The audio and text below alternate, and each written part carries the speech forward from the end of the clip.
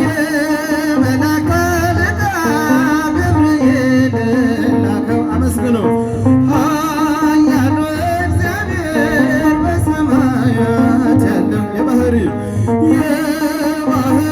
ልጅ ወደ አንቺ ይመጣል። እልልታ በለደሰ ወንደች ንገራት ለድንግል እልል ይባላል።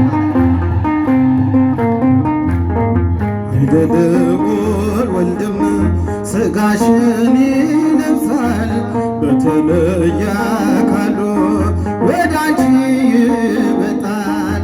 ከሥጋሽም ሥጋን ከነፍስሽም ነፍስን ነስቶ ይዋሃዳል። በግዘ ሕፃናት ካንቺ የወለደ